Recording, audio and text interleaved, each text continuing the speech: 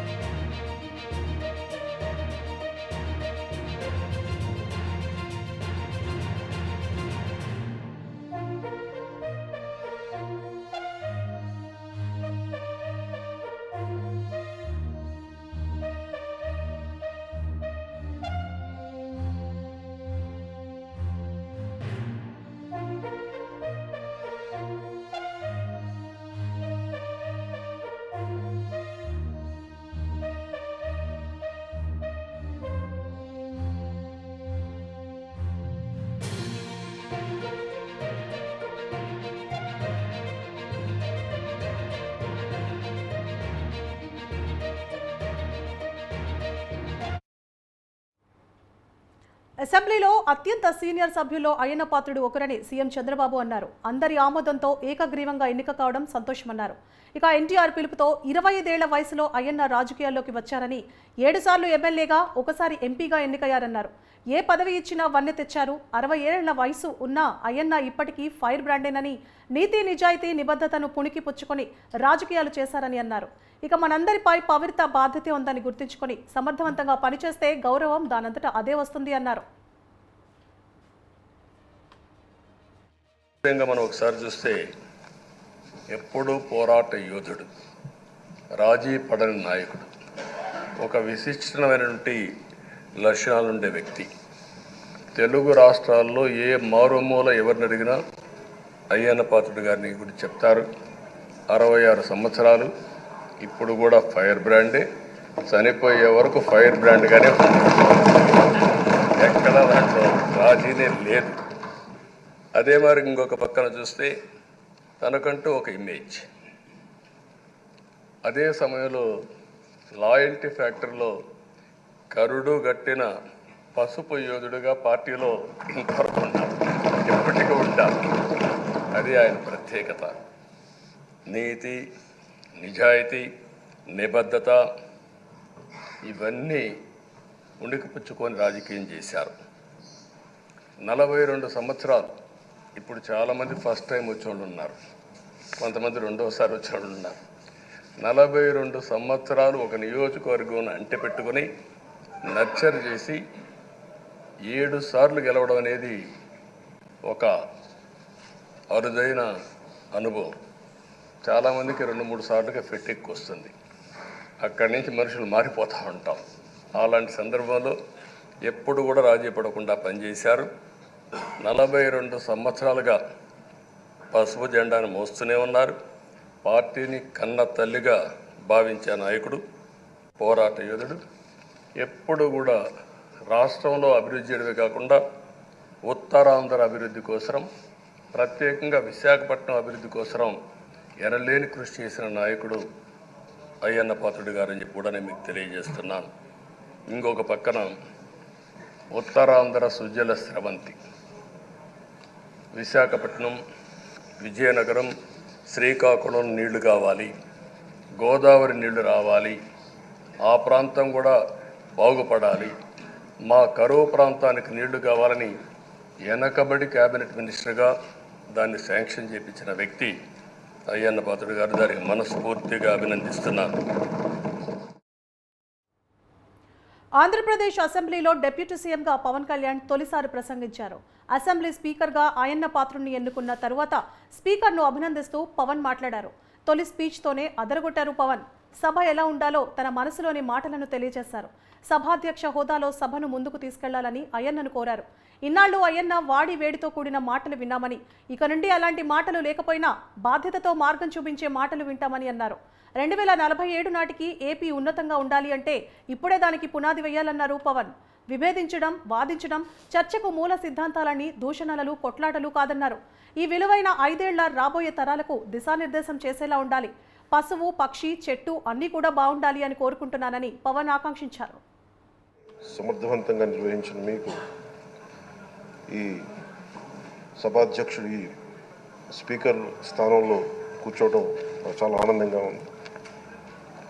ఎన్ని దశాబ్దాలు ప్రజలు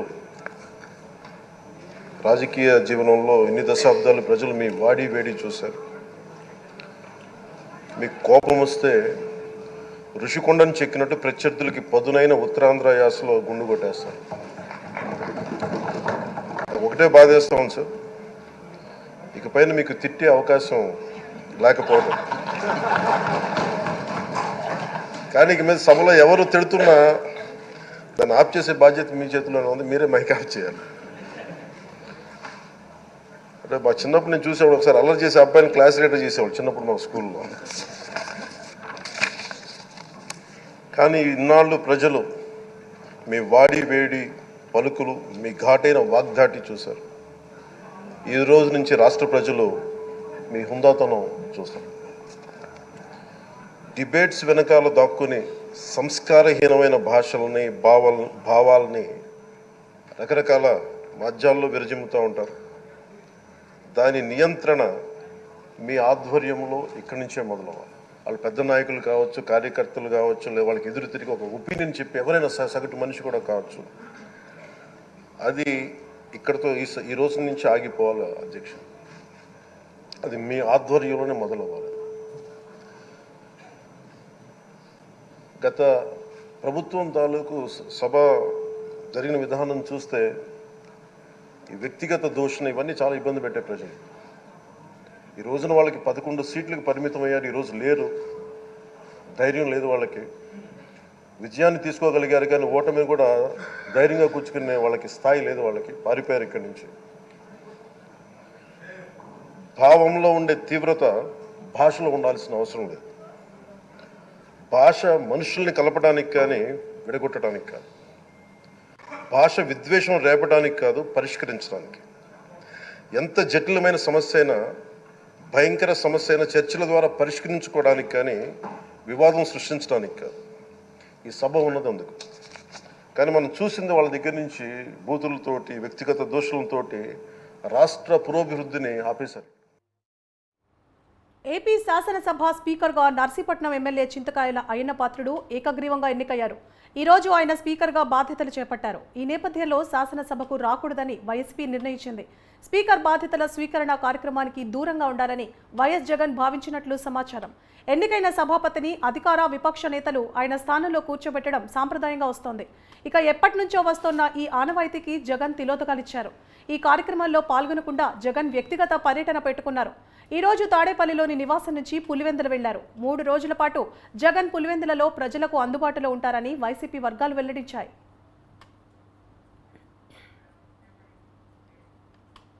గుంటూరు జిల్లా తాడేపల్లి మండలం సీతానగరంలో వైసీపీ కార్యాలయం కోసం అక్రమంగా నిర్మిస్తున్న భవనాన్ని అధికారులు కూల్చివేశారు. నీటిపారుదల శాఖ స్థలంలో పార్టీ కార్యాలయం నిర్మాణాన్ని చేపట్టారు. బోట్ యార్డ్గా ఉపయోగిస్తున్న స్థలాన్ని తక్కువ లీజుతో వైసీపీ కార్యాలయం కోసం అప్పటి జగన్ సర్కార్ కట్టబెట్టింది. ఈ అక్రమ నిర్మాణంపై వైసీపీకి సిఆర్డీఏ నోటీసులు జారీ చేసింది. ఇవాళ ఉదయం అధికారులు కూల్చివేతలు చేపట్టారు.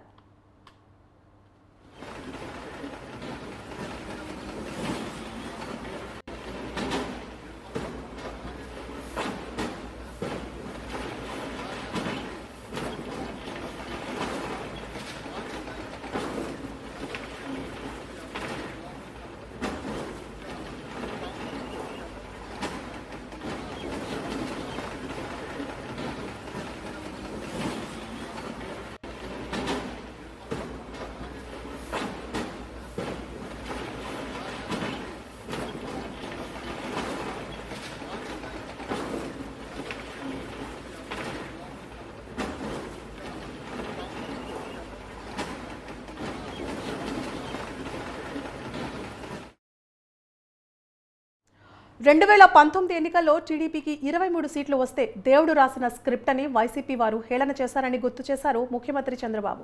నేడు కూటమికి 164 సీట్లు వచ్చాయని, ఈ సంఖ్య మొత్తం కలిపితే 11 వస్తుందని, వైసీపీ కూడా 11 స్థానాల్లోనే గెలవగలిగిందని, ఇది కూడా దేవుడు రాసిన స్క్రిప్టే అని బాబు అన్నారు.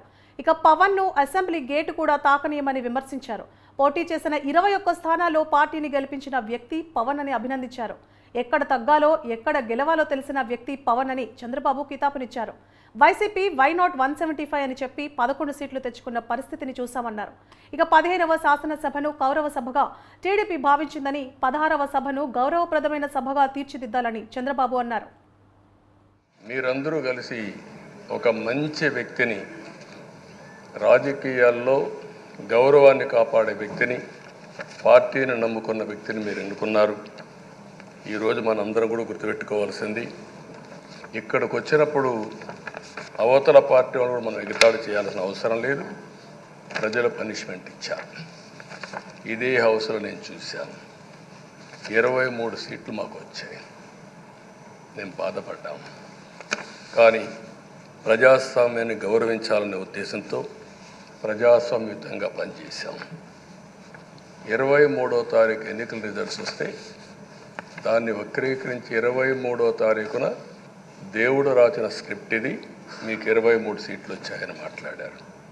ఇప్పుడు నేను అడుగుతున్నాను, కూటమికి 164 సీట్లు వచ్చాయి. 1, 6, 4 కూడుకుంటే 11 వస్తుంది. రాష్ట్రంలో దగ్గర 1631 రోజులు అమరావతి రైతాంగం ఆడబిడ్డలు ఉద్యమం చేశారు. ఆ 4 నెంబర్లు కలుపుకుంటే 1, 6, 3, 1 కలుపుకుంటే 11 వస్తుంది. అంటే ఇది కూడా భగవంతుడి స్క్రిప్ట్ అయినా కూడా నేను మాట్లాడడం లేదు, నేను కామెంట్ చేయడం లేదు. ఈరోజు ఉంటే వాళ్ళకు కూడా అర్థమయ్యేది. వాళ్ళు ఉండకుండా పోవడం అనేది వాళ్ళ పిరికితనం తప్ప ఇంకోటి కాదని చెప్పి కూడా నేను మీకు తెలియజేస్తున్నా. అయితే నేను ఇక్కడుండే సభ్యులను కూడా మిమ్మల్ని కోరుతున్నా, మనం ప్రజా సమస్యలపైన దృష్టి పెట్టాలి తప్ప వీళ్ళ మీద కాదని చెప్పి కూడా నేను మీకు తెలియజేసుకుంటున్నాను. ఆ రోజు పవన్ కళ్యాణ్ గారిని అసెంబ్లీ గేటు కూడా తాకనీయం అని పెద్ద పెద్ద డైలాగులు చెప్పారు. 21 సీట్లలో పోటీ చేస్తే 21 సీట్ని గెలిపించడం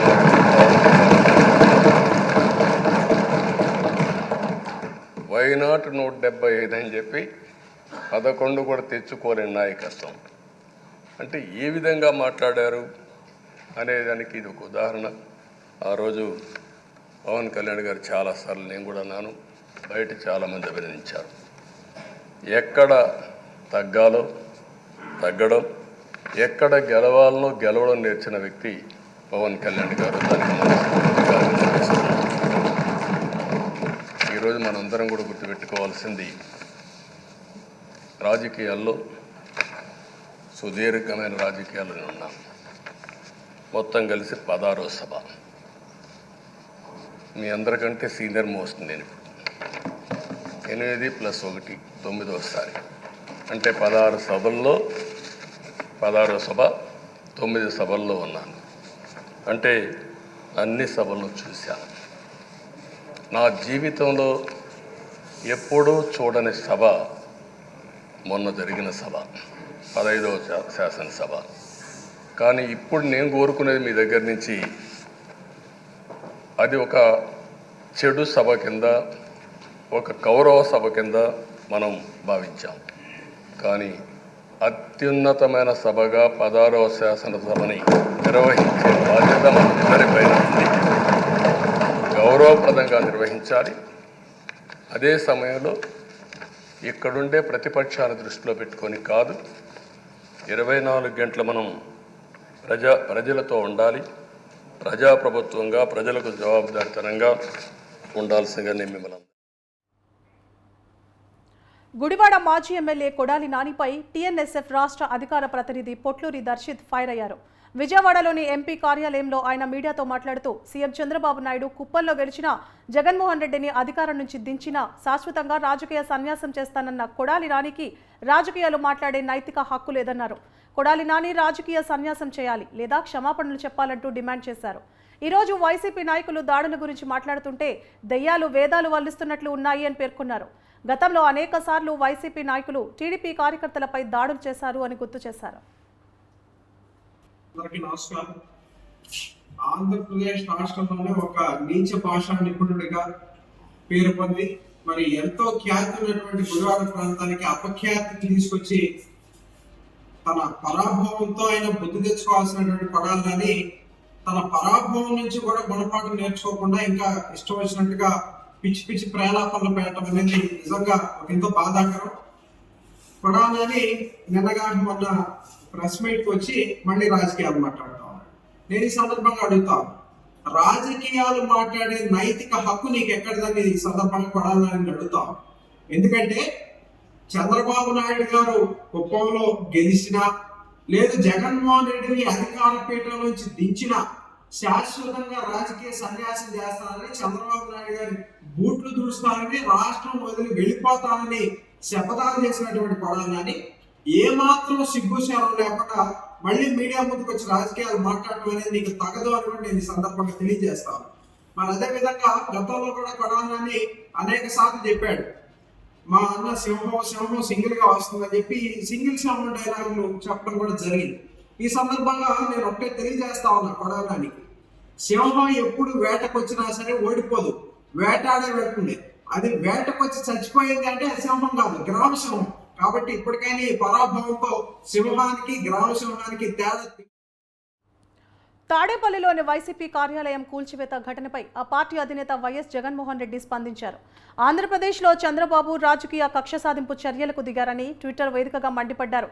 చంద్రబాబు ఒక నియంతలా తాడేపల్లిలో దాదాపు పూర్తిగా వచ్చిన కేంద్ర కార్యాలయాన్ని బుల్డోజర్లతో కూల్చివేయించారని ఆగ్రహం వ్యక్తం చేశారు. రాష్ట్రంలో చట్టం, న్యాయం పూర్తిగా కనుమరుగైపోయాయన్నారు. ఈ ఘటన ద్వారా ఈ 5 ఏళ్ల పాటు పాలన ఏ విధంగా ఉండబోతోందనేది హింసాత్మక సందేశాన్ని ఇవ్వకనే ఇచ్చారన్నారు. ఈ బెదిరింపులకు, ఈ కక్ష సాధింపు చర్యలకు వైసీపీ తలొగ్గేది లేదన్నారు.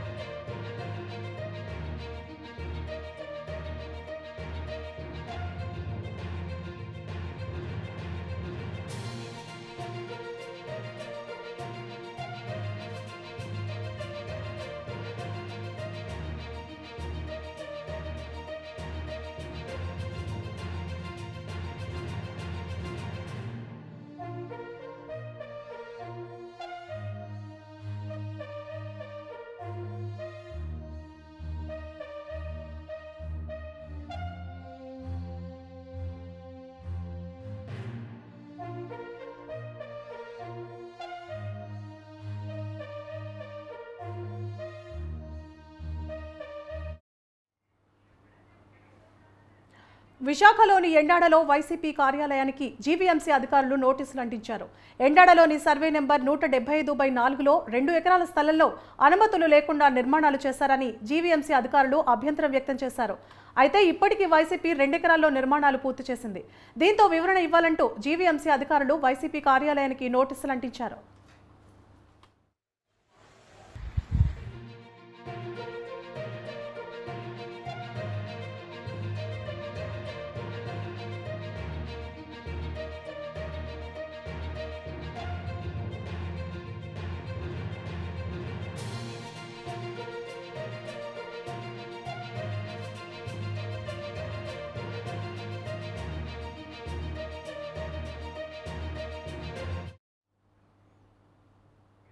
ఒకవైపు అమరావతిలో వైసీపీ కేంద్ర కార్యాలయానికి చట్టబద్ధత లేదంటూ నిర్మాణంలో ఉన్న కార్యాలయాన్ని కూల్చివేసిన రోజునే విశాఖలోని పార్టీ ఆఫీస్కు గ్రేటర్ విశాఖ మున్సిపల్ కార్పొరేషన్ నోటీసులు ఇచ్చింది.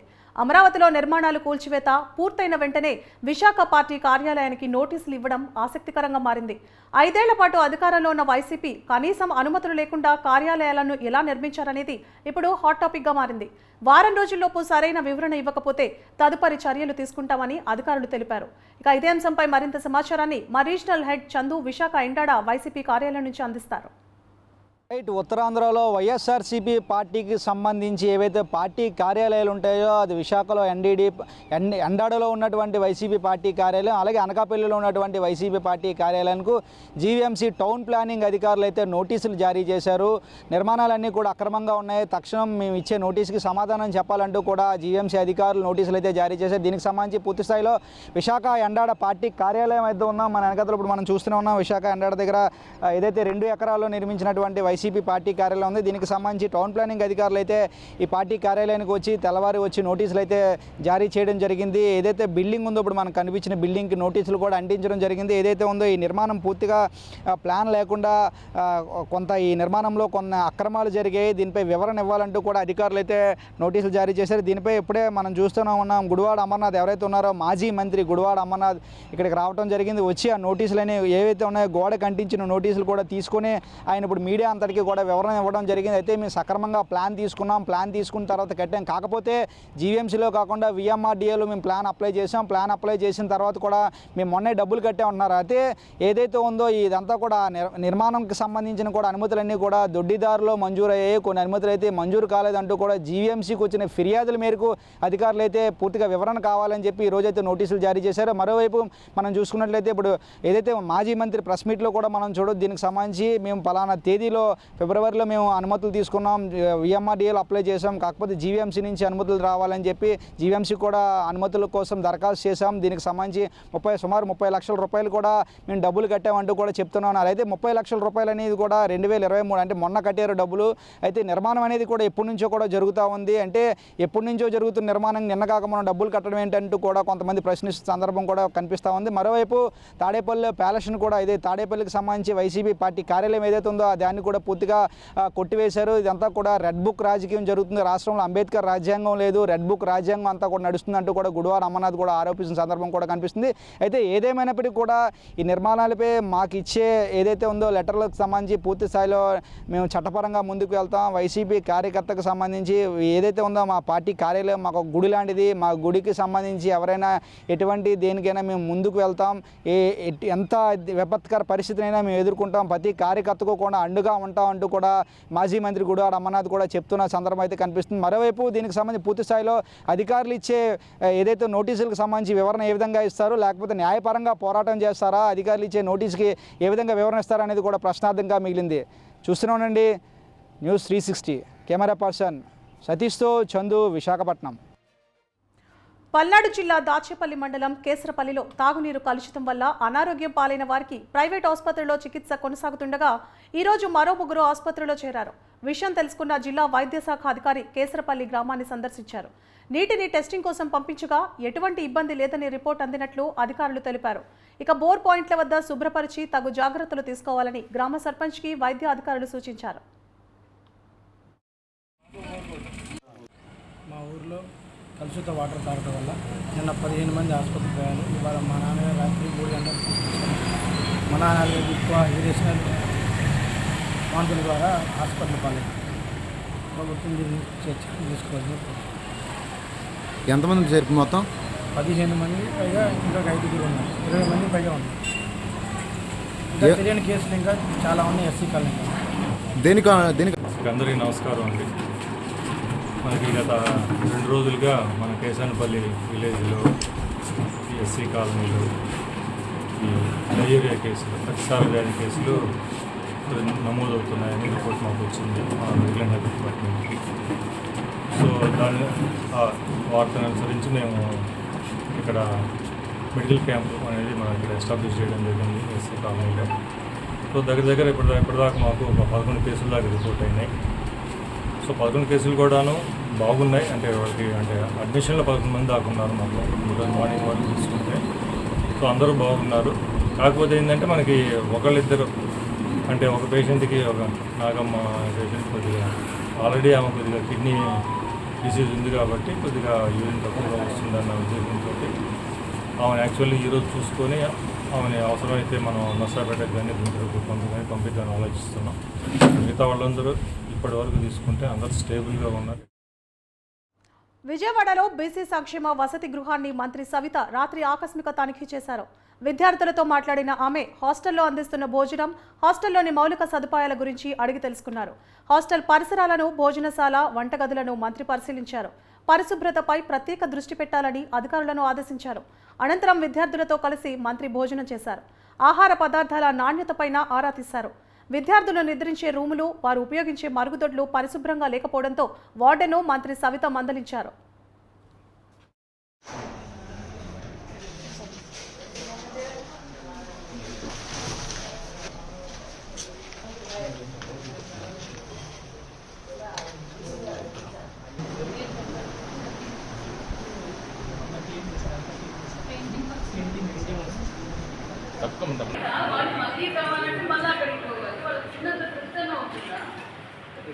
ఏమవుతుంది, మీరు పెట్టుకునేది అన్నం పెడుతున్నాం, వంకాయ కూర పెడుతున్నాం, మజ్జిగ పెడుతున్నాం. మనకు కావాలంటే ఇక్కడే ఒట్టు పట్టుకోవాలంటే ఇక్కడే తీసుకుంటారు కదా, మరి అక్కడికి వెళ్ళి తీసుకోవడం ఏంటి?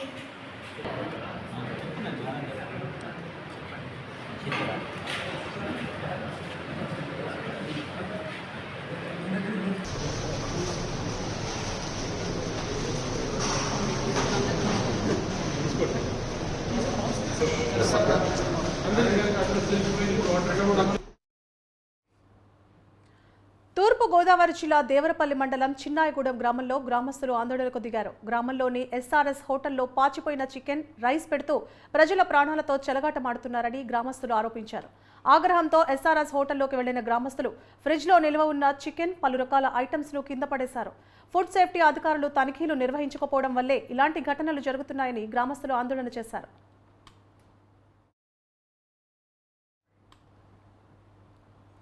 ఎంపీగా అత్యధిక మెజారిటీతో గెలుపొందిన పెమ్మసాని చంద్రశేఖర్ కేంద్ర మంత్రి పదవి దక్కించుకుని మొట్టమొదటిసారిగా గుంటూరు వచ్చిన సందర్భంగా పార్లమెంట్ పరిధిలో ప్రజలు ఘన స్వాగతం పలికారు. కాజా టోల్గేట్ నుంచి శ్రీ కన్వెన్షన్ వరకు ర్యాలీ నిర్వహించారు. ఇచ్చిన హామీలు తప్పకుండా అమలు చేస్తానని, సహకరించిన ప్రతి ఒక్కరికి ధన్యవాదాలు తెలిపారు పెమ్మసాని. పేదరికం, అవినీతి ఉండకుండా చేస్తానని, రూరల్ డెవలప్మెంట్ ఎజెండాతో ముందుకెళ్తామని చెప్పారు.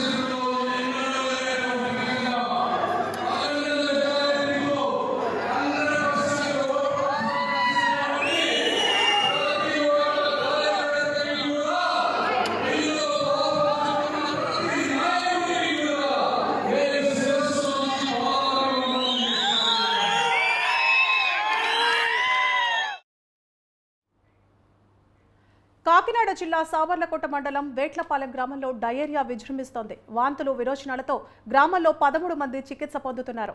డయేరియా బారిన పడి సత్యవతి అనే మహిళ చనిపోయింది. డయేరియాతో బాధపడుతున్న 13 మందిలో కాకినాడ ప్రభుత్వ ఆసుపత్రిలో 3 చికిత్స పొందుతుండగా మరో 10 మంది పలు ప్రైవేట్ ఆసుపత్రుల్లో చికిత్స పొందుతున్నారు.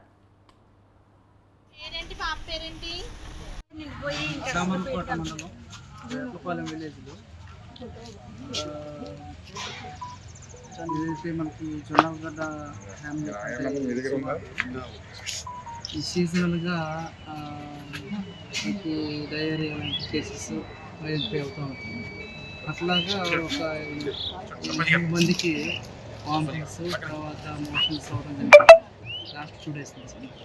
5 అంటే 6 హాస్పిటల్లో, అంటే గవర్నమెంట్ హాస్పిటల్ కాకినాడలో ఉన్నారు, 2 ప్రైవేట్ హాస్పిటల్లో ఉన్నారు. అక్కడ ఉన్న సూపరింటెండెంట్స్తో కూడా మాట్లాడడం జరిగింది. వాళ్ళ కండిషన్ బాగానే ఉంది. అన్ఫార్చునేట్లీ ఒక లేడీ ఏజ్ అబౌట్ 41-42 ఇయర్స్ ఉంటుంది. ఆమెకి ఆల్రెడీ షుగర్ పేషెంట్ అనమాట, ఇల్ హెల్త్ ఉంటారు. ఆమె చనిపోయారు మార్నింగ్ అన్ఫార్చునేట్లీ. మిగతా వాళ్ళ యొక్క కండిషన్ అంతా కూడా, హెల్త్ కండిషన్ అంతా కూడా నార్మల్గా ఉంది, ఇబ్బంది ఏం లేదు. విలేజ్లో కూడా వాటర్ చెకింగ్ చేసినప్పుడు కూడా అంతా కూడా నెగిటివ్గా వచ్చింది. వాటర్లో కూడా ప్రాబ్లం ఎక్కడ కూడా లేదు. తర్వాత శానిటేషన్, తర్వాత ప్రతి డోర్ టు డోర్ కూడా ఈ మెడికల్ క్యాంప్ కూడా చేయడం జరిగింది. ఎక్కడ కూడా ఎవరు కూడా ఈ సింటమ్స్ అనేవి ఏమి లేవు. మాది ఏట్లపాలెం అండి. చాలా నుంచి ఇక్కడ చెరువు ఉందండి, ప్రతి ఒక్కరు చెరువు తీసేమని చాలా కంప్లైంట్లు ఇచ్చారు, ఎవరు తీయలేదండి. ఇప్పటికి ఒక మనిషి కూడా చనిపోయారండి, అప్పుడు కూడా పట్టించుకోలేదండి ఎంతమంది చెప్పారండి.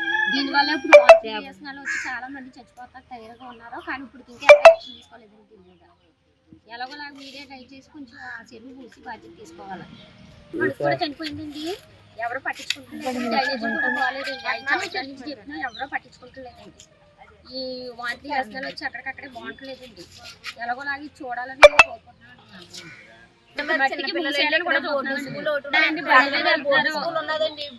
చిన్నపిల్లలు బోర్డు స్కూల్ ఉందండి పక్కనే, మరి పిల్లలందరూ ఇక్కడ వస్తారండి, టాయిలెట్ వేసుకుంటాం గట్రా వస్తారండి. ఏలూరు జిల్లా జంగారెడ్డిగూడెంలో ఘోర రోడ్డు ప్రమాదం జరిగింది. వేగవరం జల్లేరు దగ్గర బైక్ను వెనుక నుంచి డీసీఎం ఢీకొట్టింది. ఈ ఘటనలో ఒకరు అక్కడికక్కడే మృతి చెందగా మరొకరి కాలు నుజ్జునుజ్జైపోయింది. మృతుడు లక్కవరానికి చెందిన చండ్రుదేవగా గుర్తించారు. తాడాయికి పొగాకు పనుల కోసం వెళ్తుండగా ఈ ప్రమాదం జరిగినట్లు చెబుతున్నారు. కేసు నమోదు చేసిన పోలీసులు దర్యాప్తు చేస్తున్నారు.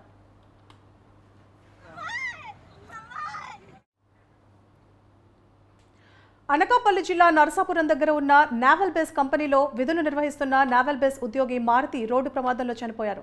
విధులు ముగించుకొని వెళ్తుండగా కంపెనీలో ఎదురుగా వస్తున్న టిప్పర్ లారీ ఢీకొట్టింది. దీంతో తీవ్ర గాయాలైన మారుతి అనే యువకుడిని అనకాపల్లి స్థానిక ఉషా ప్రైమ్ హాస్పిటల్కు తరలించగా చికిత్స పొందుతూ మరణించాడు. దీంతో మృతుని బంధువులు మృతదేహాన్ని నావల్ బేస్ కంపెనీ దగ్గరకు తీసుకువెళుతుండగా మార్గ మధ్యలో పోలీసులు అడ్డుకున్నారు. దీంతో హరిపాలెం రహదారిపై మృతునికి న్యాయం చేయాలని మృతుని బంధువులు ధర్నాకు దిగారు. సమాచారం తెలుసుకున్న పోలీసులు ఘటనా స్థలానికి చేరుకొని కేసు నమోదు చేసుకుని దర్యాప్తు చేస్తున్నారు. నెల్లూరు జిల్లా గంగపట్నం గ్రామంలో ఉన్న శ్రీ చాముండేశ్వరి అమ్మవారి బ్రహ్మోత్సవాలు వైభవంగా జరుగుతున్నాయి. బ్రహ్మోత్సవాల్లో భాగంగా త్రిశూలేశ్వర స్వామి, చాముండేశ్వరి అమ్మవారి కళ్యాణోత్సవం వైభవంగా నిర్వహించారు. పట్టు వస్త్రాలు, పసిడి ఆభరణాలతో సర్వాంగ సుందరంగా అలంకరించి ఆది దంపతులను ఆలయ ప్రాంగణంలో ఏర్పాటు చేసిన ప్రత్యేక మండపంపై కొలువు తీర్చారు. తెల్లవారుజామున మంగళ వాయిద్యాలు, అర్చకుల వేద పారాయణం, భక్తజన భగవన్నామ స్మరణలతో సాంప్రదాయబద్ధంగా స్వామి అమ్మవార్ల కళ్యాణం నిర్వహించారు. పెద్ద సంఖ్యలో తరలివచ్చిన భక్తులు కళ్యాణాన్ని తిలకించి తీర్థ ప్రసాదాలు స్వీకరించారు.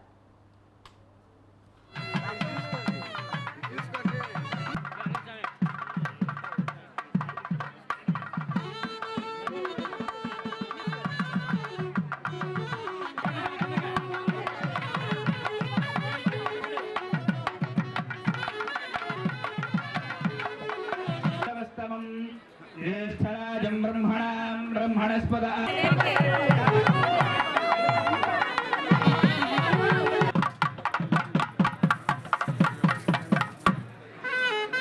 వరవృత్త సమీక్షయ ఏవమేవ పరాబైదాయ భ్రాతృమందయో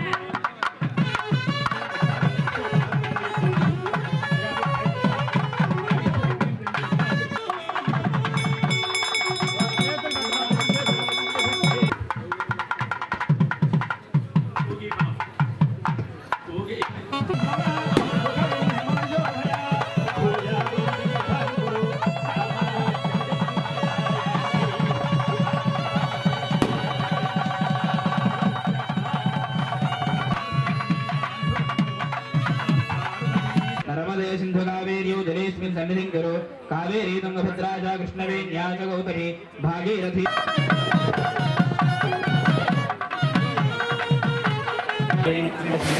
బ్రహ్మవత్స్యాని దక్షిణకాళురుద్ధాయ నమోస్తనంతాయ సహస్రమూర్తయే సహస్రపా.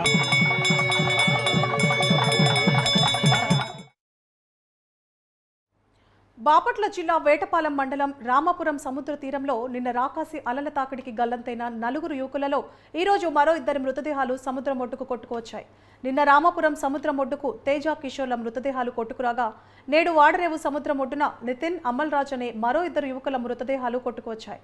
మృతులు 4 ఏలూరు జిల్లా దుగ్గిరాల వాసులుగా పోలీసులు గుర్తించారు. 12 మంది యువకులు దుగ్గిరాల నుండి రామాపురం బీచ్కు సరదాగా గడిపేందుకు వచ్చారు. తీరంలో స్నానం చేస్తుండగా 4 యువకులు గల్లంతయ్యారు. నలుగురని ఇద్దరు బయట వచ్చారు, ఇంకిద్దరు రాలేదని. ఏం చదువుతున్నారు? ఒక అన్య పంజాబ్ మేస్త్రని, ఇంకా అందరం డిగ్రీలు ఇంటర్లేని. అమల్ రాజు, నిక్కి, నాని, కిషోర్.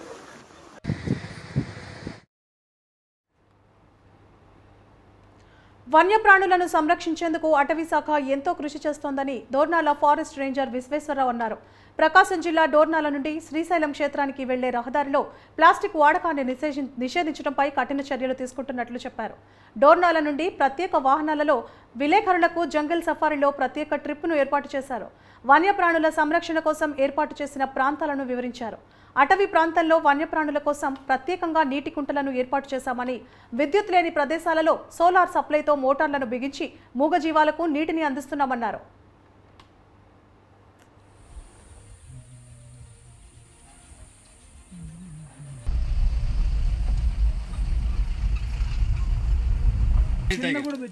ఇది డీర్స్ అన్నమాట, ఫైటింగ్ చేస్తున్న కొమ్ములు తగిలినాయి. ఇవి కూడా ఇవన్నీ టైగర్ పెట్టినాయి, ఇట్లా పెట్టుకుంటా ఉంటారు అనమాట. ఎంత హైట్ పెట్టుకుంటే అంత ఈజీగా అయిపోతుంది. నాది అని ఇక్కడ ఉండేది మేల్ టైగర్ 77 టైగర్ అనమాట. ఈ లొకేషన్ లో తిరిగేది దాని ఇది టైగర్స్ నెంబర్స్ ఉంటాయి, పేర్లు ఉండవు. 80 టైగర్. అవును సార్.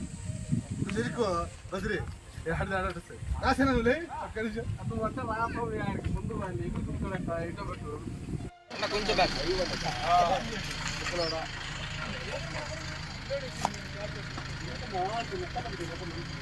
ఇది దేని అంట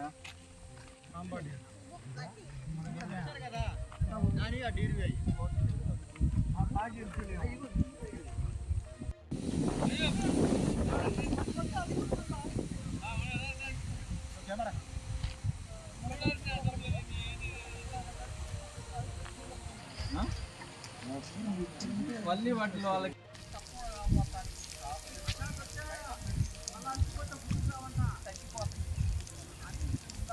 ఇప్పుడు మనకి ఎన్ఎస్టీఆర్లో నాగార్జున సాగర్ శ్రీశైలం టైగర్ రిజర్వ్ మరియు శ్రీశైలంలో ప్లాస్టిక్ని పూర్తిగా నిషేధించడం జరిగింది. ముఖ్యంగా సింగిల్ యూజ్ ప్లాస్టిక్స్, పెట్ బాటిల్స్, పాలిథీన్ కవర్స్ ఇవన్నిటిని కూడా మనం నిషేధించడం జరిగింది. దీనికి ప్రజలందరూ కూడా సహకరించాలి. ఎందుకంటే ప్లాస్టిక్ వ్యర్థాల వల్ల ఇక్కడ ఎన్ఎస్టీఆర్లో వన్యప్రాణులకి వాటి ఆరోగ్యానికి చాలా తీవ్రమైనటువంటి ముప్పు పొంచి ఉంది. కాబట్టి ఈ ప్లాస్టిక్ని బ్యాన్ చేయడం జరిగింది.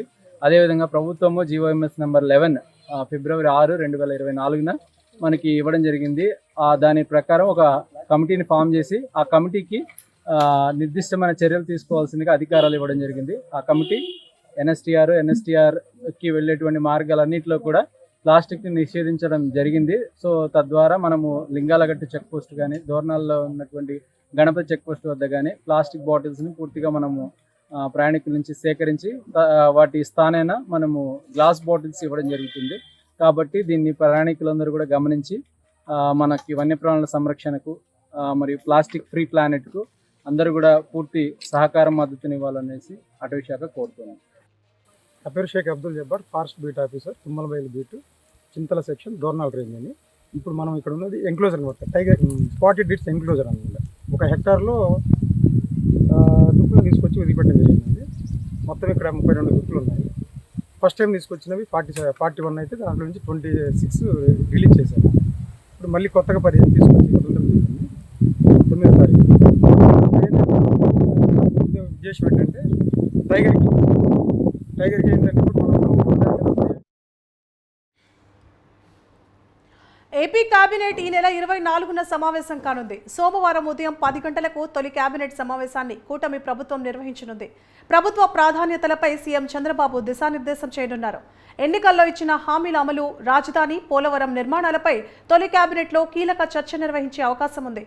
మొత్తం 8 శాఖలకు సంబంధించి శ్వేతపత్రాల విడుదలపై కేబినెట్లో నిర్ణయం తీసుకునే అవకాశం ఉంది. రాష్ట్ర ఆర్థిక పరిస్థితిపై ప్రత్యేకంగా కేబినెట్ చర్చించనున్నట్లు తెలుస్తోంది. ఇప్పటికే ఏపీకి ఉన్న అప్పులపై కొత్త ప్రభుత్వం ప్రాథమిక సమాచారం తెప్పించుకుంది. 14 లక్షల కోట్లకి పైగా ఏపీకి అప్పుల భారం ఉందని ప్రభుత్వానికి సమాచారం వచ్చింది. గత ప్రభుత్వంలో జరిగిన అవినీతి వ్యవహారాలపై విచారణ చేపట్టే అంశంపై కేబినెట్లో చర్చించే అవకాశం ఉన్నట్లు తెలుస్తోంది.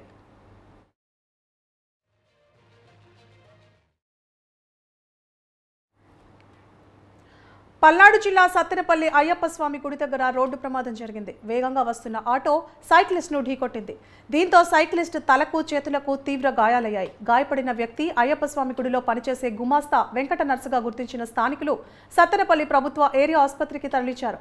అక్కడి నుంచి మెరుగైన చికిత్స కోసం గుంటూరు ప్రభుత్వ ఆసుపత్రికి తరలించారు. అయితే ఆటో డ్రైవర్ మత్తులో ఉండటంతోనే ప్రమాదం జరిగినట్లు స్థానికులు తెలిపారు.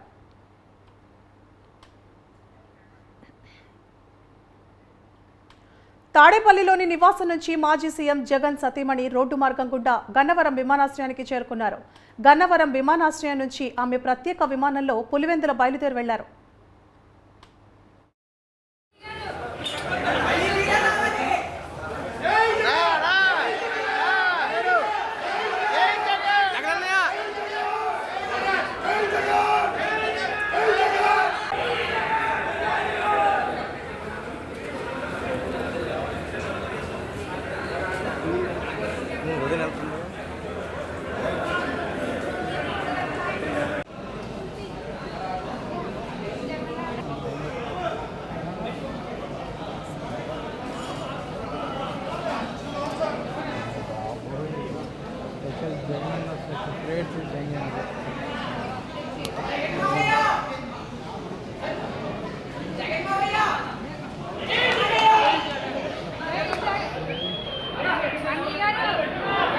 జగనన్న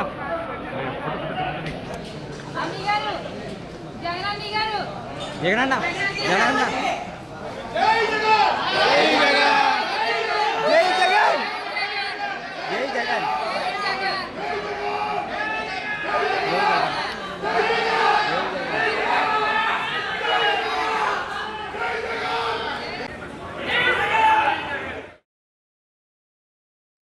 చిత్తూరు జిల్లా కుప్పంలో సీఎం చంద్రబాబు పర్యటన ఏర్పాట్లను జిల్లా కలెక్టర్ మన్మోహన్ పరిశీలించారు.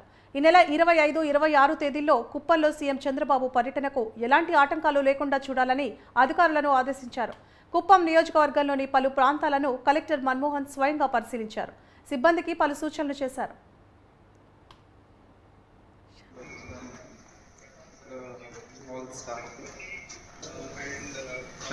అంతే సార్, అంతే సార్. ఇప్పుడు ఏ లెవెల్లో ఉంటుంది?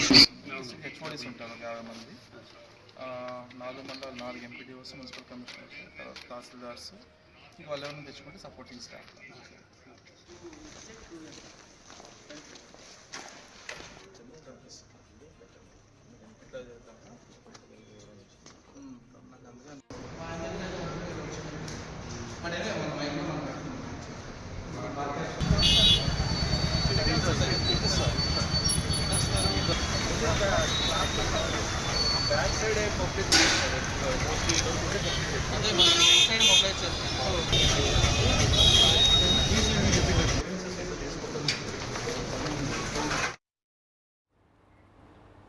తాడేపల్లిలో నిర్మాణంలో ఉన్న వైఎస్ఆర్సీపీ కేంద్ర కార్యాలయాన్ని కూల్చేసిన చంద్రబాబు ప్రభుత్వం మరో చర్యకు ఉపక్రమించింది. విశాఖపట్నం పార్టీ కార్యాలయానికి గ్రేటర్ విశాఖ మున్సిపల్ కార్పొరేషన్ ద్వారా నోటీసులు జారీ చేయించింది.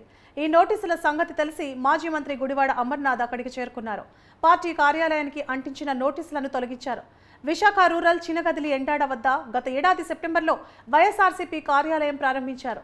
అయితే జీవీఎంసీ పరిధిలో ఉన్న ఈ స్థలంలో వీఆర్ఎండీఓ నుంచి అనుమతులు కార్యాలయం నుంచి నడిపిస్తున్నారని, ఇది అక్రమ కట్టడం అని పేర్కొంటూ గ్రేటర్ విశాఖపట్నం మున్సిపల్ కార్పొరేషన్ వివరణ కోరుతూ జీవీఎంసీ అధికారులు భవనానికి నోటీసులు అంటించారు.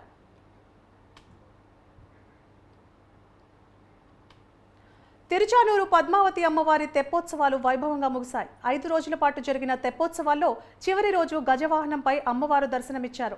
ఉదయం సుప్రభాతంతో అమ్మవారిని మేల్కొల్పి సహస్రనామార్చన, నిత్యార్చన నిర్వహించారు. మధ్యాహ్నం 3 నుండి సాయంత్రం 4:30 వరకు నీరాడ మండపంలో వేడుకగా అభిషేకం నిర్వహించారు. సాయంత్రం 6:30 గంటల నుంచి తెప్పోత్సవం వైభవంగా జరిగింది. పుష్కరిణిలో తెప్పపై అమ్మవారు 7 చుట్లు తిరిగి భక్తులను కటాక్షించారు.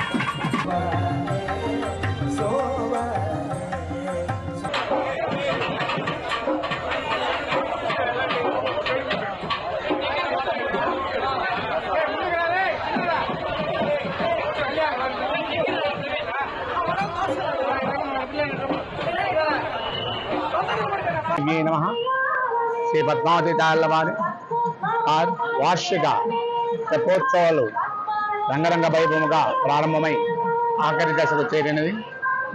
ఈరోజు విశేషంగా శుక్రవారం నాడు ఉదయమే సుప్రభాత సేవతో అమ్మవారి మూలస్థానమును మేల్కొల్పి తదుపరి అర్చనాది కార్యక్రమం నిర్వర్తించి మూలస్థానముకు అభిషేకాదులను నచ్చి తదుపరి మొదటి నివేదన, రెండవ నివేదన అయిన తర్వాత అమ్మవారు తన ఉద్భవించినటువంటి పద్మ సరోవరమునకి వేంచేసి ఆ నీరాళ మండపం నందు అమ్మవారికి అభిషేకాదులను పంచామృత స్థాపన తిరుపంచమును నచ్చి తదుపరి అమ్మవారు సర్వ అలంకార భూషితురాలై అమ్మవారు 7 ప్రదక్షిణములు చేస్తూ సప్త ప్రదక్షిణముగా అమ్మవారు ఆశీర్వదిస్తూ ఈ సప్త ప్రదక్షిణములు పద్మ సరోవరంలో చేసినది.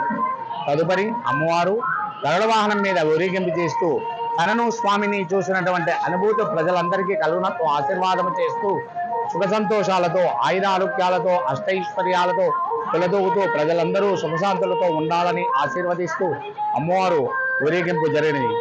ఈ తెప్పోత్సవ కార్యక్రమంలో పాల్గొనకుండా లేసమాత్రము స్మరించినటువంటి భక్తులందరికీ కూడా అమ్మవారి అనుగ్రహము అమ్మవారు స్మరించినని అమ్మవారి యొక్క అనుగ్రహం ప్రాప్తిస్తూ అమ్మవారి కృపకు పాత్రులు కండి. ఓం శ్రీ పద్మావతి. పేపర్ లీక్లకు పాల్పడుతున్న వారిపై చర్యలకు కొత్త చట్టం తీసుకొచ్చారు. ది పబ్లిక్ ఎగ్జామినేషన్స్ యాక్ట్ 2024ను కేంద్రం అమల్లోకి తెచ్చింది. జూన్ 21 నుంచి అమల్లోకి వచ్చినట్లు చెబుతూ గెజిట్ నోటిఫికేషన్ విడుదల చేసింది.